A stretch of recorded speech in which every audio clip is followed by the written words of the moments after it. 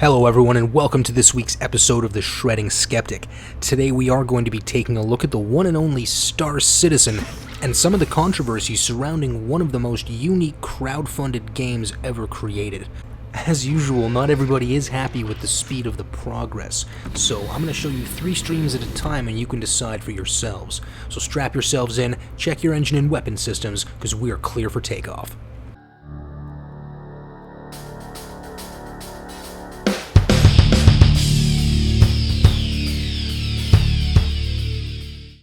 So, thank you for joining me on today's episode. If you are unfamiliar with Star Citizen, what this game basically is a crowd-funded first-person universe that looks to take scale and immersion to a whole new level. This game is the brainchild of Chris Roberts, one of the original developers for Wing Commander, and if you guys are familiar with that game from far back in the day, this game was one of the best space shooters you could imagine, but the space shooter as a genre has kind of fallen out of style as other genres have become more popular. So now as the next generation systems are becoming so much more powerful, these kind of games are starting to make a comeback. But I think the real weight for a lot of these games was not to recreate something that's already been done before, but to really finally realize the ability to create an entire universe virtually and have the player interact with it. Now, this is a game, like many, including Empyrean Galactic Survival and No Man's Sky, that are looking to do planetary landings and a fully functional universe that a player can explore and interact with. And this is going to offer replayability on a scale that we have never seen before. Say what you will about your favorite games that allow you to sink in hundreds and hundreds of hours, but this game is going to allow you hundreds and hundreds of hours of new, unexplored material. I'm sure the argument could be made that in many of today's MMORPGs, obviously there is going to be unlimited amounts of content, so to speak, but I think once this game is finalized and released, we're going to really see what that concept is all about. Star Citizen currently is still at a fairly early stage of development, but I thought this would be a good time to jump in and do a review, because now that the social module has been added, it seems that the ball is finally rolling on getting content additions coming a little bit more regularly.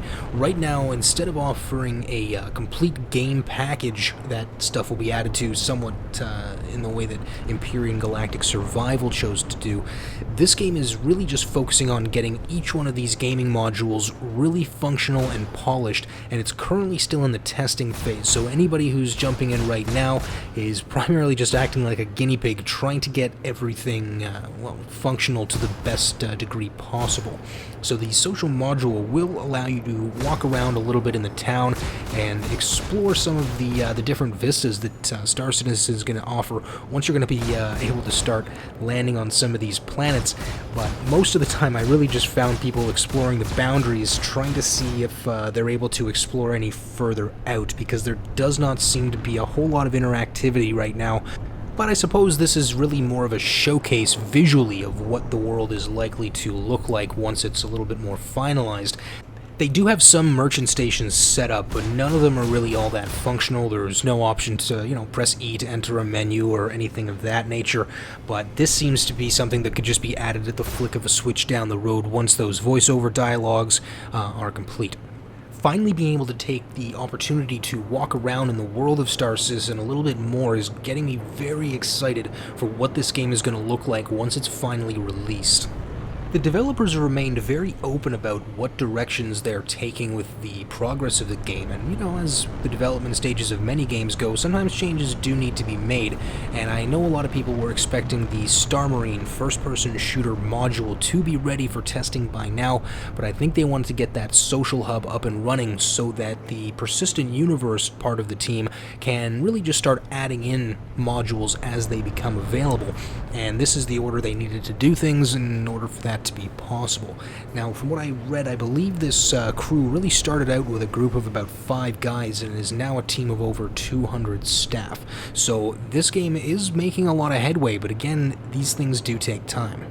For those of you unfamiliar with how to get up and running with Star Citizen, the idea is that you would purchase a ship package of some kind. For me, I just got the one that came with the game when I got it with the redemption through the Radeon graphics card program. And This is the one I got. It seems to be a decent starter ship, but you can invest up to hundreds, if not thousands of dollars in some of these ships if you really wanted to buy in early and get one of these things. And again, they say all of the ships are earnable through the game if you just want to play through, but if you want that leg up, you can drop a couple G's and get yourself a nice big battleship. Another module that's available is this racing module here that allows you to take your ship through a series of these checkpoints. Now, I did have to do a bit of reconfiguring of my keyboard to try to get it as functional as possible because I am not currently using a flight stick. The game is okay on a mouse and keyboard. I'm sure if you got used to it, but again, I really think that getting a stick is going to be worth it for this game once it's fully operational. First and foremost was rebinding the throttle control to the mouse wheel so that I can just scroll up and down for the speed, remapping W and S for strafing vertically and straight down instead of the throttle control, and finally just using Q and E again for the roll. So these thruster controls are apparently different for landing, so you're going to want to make sure to reconfigure both sets so that you don't just start rolling randomly on your landing pad. For pitch up and down, as well as yaw to the left and right, that's all just done by the mouse, and it's all basically done by how far this circular cursor you can see on the screen is from the center crosshair there. So again, if you move it to the left, you're going to start yawing to the left. Move it up and down, you're going to start pitching up and down. So if you're able to combine this with the strafing controls and the rolling controls, again, this is a very, very different beast compared to a lot of either helicopter or plane flight sims that you've played in the past, as it is sort of a combination of the two. A little bit of zero-G dogfighting is up next, and trying to do this in a zero-G environment with a craft that can move in any direction is, again, a very, very tough proposition relative to, say, a plane flight sim like War Thunder, where you're going to be able to just rely on gravity to tell you which way is down. All movement in space is relative, so you want to make sure to keep your bearings because it is very easy to get disoriented when you are flying in every direction with no sense of which way is up or down because, well, in space that's all going to be relative to what you're next to.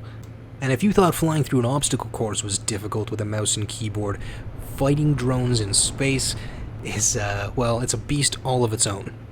You do need to watch out where you're going in this particular environment because if you get too focused on targeting your enemy, you may fly into an asteroid by mistake, so watch out and keep your bearings. So in terms of the space combat, I was definitely the weakest link in the equation.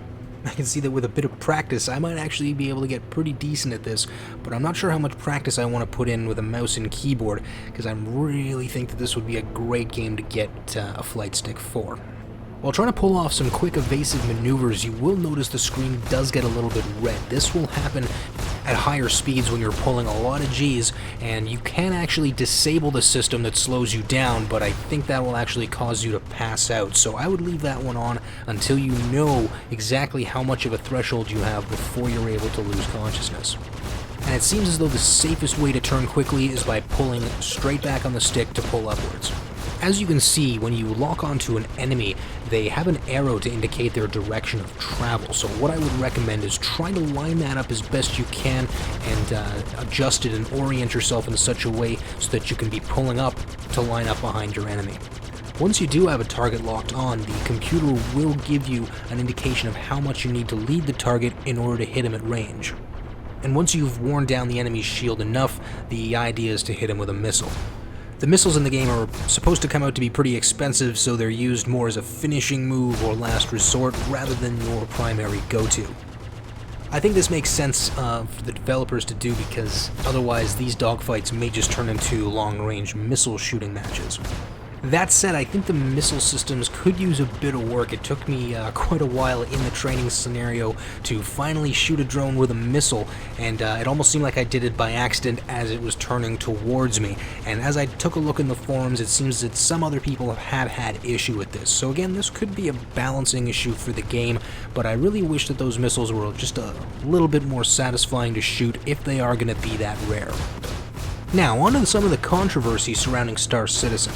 I guess controversy might be a bit of a strong word. This really just comes down to one backer who was basically sent his money back because he started a petition against Star Citizen, basically trying to start a financial audit. So Mr. Derek Smart has sent a demand letter to Star Citizen developer Cloud Imperium Games, basically demanding this forensic accounting. Now, I'm not too familiar with how civil law works in the US. Maybe someone in the comments can let me know, but I was unaware that a private citizen could make demands of a private company to see their books. I mean, is this something that actually happens if you, I don't know, say I bought a phone from Apple and then I want to say, well, I don't like my phone, so let me see your books so I know where my money's going? Because I speak for everybody else who's paid you as well. I'm not really sure. Does that stand up to scrutiny?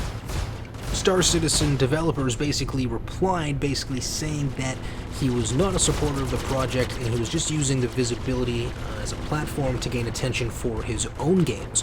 So what do you guys think? Is Mr. Smart's claim valid? I mean, there is over $80 million in funding for this game, so what sort of accountability would the developers have to the community? Frankly, they seem to be pretty open and honest on the website about the stages of development and the reasons for delays, so how entitled can we be as gamers in demanding faster updates? I mean, I thought the whole reason this was going developer-free was so there weren't these deadlines that resulted in broken, poorly finished games being released to consumers at full price. And are there any protections in place for consumers who may have invested through a platform other than Kickstarter or Indiegogo or something like that that allows people to get refunds if there's problems? But if you've paid these people directly, what sort of claim would you have in civil court if it just wasn't working fast enough?